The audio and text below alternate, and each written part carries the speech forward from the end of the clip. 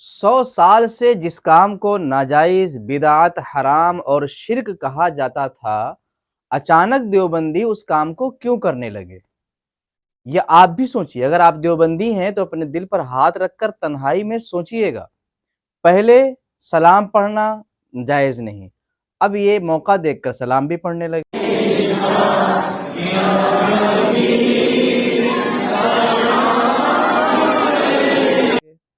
पहले कब्र पर फूल डालना जायज नहीं, बहुत से देवबंदी अब कब्र पर फूल भी डालने लगे।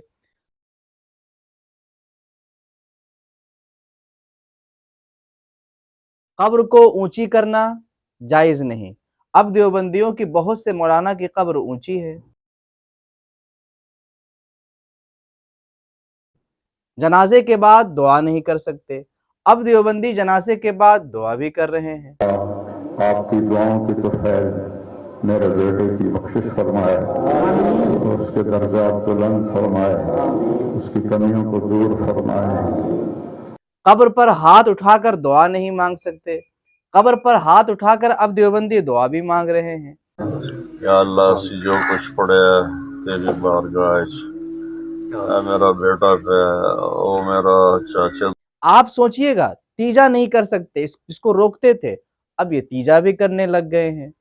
जुमरात के दिन 10 बजे हमने अपने बच्चे की कुरान खानी जिसको खत्म शरीफ अंदाजा लगाइए, कहते हैं अल्लाह के सिवा किसी और से मांगना, गैरुल्लाह से मांगना शिर्क है, मगर चंदा मांगने के लिए लोगों के पास ही आते हैं।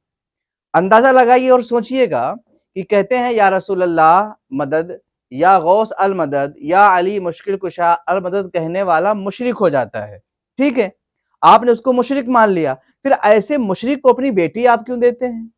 ऐसे मुशरिक के पीछे नमाज कैसे पढ़ लेते हैं? ऐसे मुशरिक की दावत में क्यों आ जाते हैं? ऐसे मुशरिक से चंदा क्यों मांग लेते हैं? तो आप अपने दिल पर हाथ रखकर सोचिए, अगर आप देवबंदी हैं, कि आपके कौल और फ़ेल में ये तज़ाद क्यों है? आखिर जो चीज नाजायज़ो, हरामो, बिदातो, शिर्क है, तो यहाँ आप वो काम क्यों करने लगे? इससे ये अंदाजा हुआ कि देवबंदी अपने अकीदे पर मुतमईन नहीं है, देवबंदी अपने नजरियात से मुतमईन नहीं है।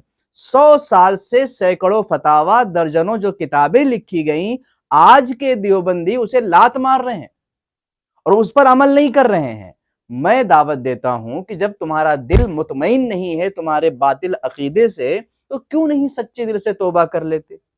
सच्चे दिल से तौबा करके ये सारे मामूलात अहले सुन्नत को भी अपनाओ, सच्चे अकीदे को भी मान लो और अहले सुन्नत से मिल जाओ।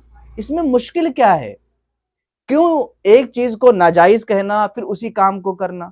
अंदाजा लगाओ, इसी बात को लेकर न जाने मुसलमानों में कितने झगड़े हुए, भाई भाई जुदा हो गए, रिश्तेदार और ताल्लुकात टूट गए। कब्र पे अगर किसी ने अजान दे दिया तो हंगामा हो गया, किसी ने फातिहा पढ़ दी तो हंगामा हो गया, हाथ उठाकर दुआ कर दी तो हंगामा हो गया। आप देखो ना, जनाजे की नमाज के बाद अगर दुआ मांग लें तो आज ये लोग हंगामा कर देते हैं कि आप ये क्या कर रहे हैं, पर इनके मौलाना और इनके लोग बाकायदा दुआ भी मांग लेते हैं। तो दो रंगी छोड़ दो, एक रंग हो जा, सरासर मोम हो या संग हो जा।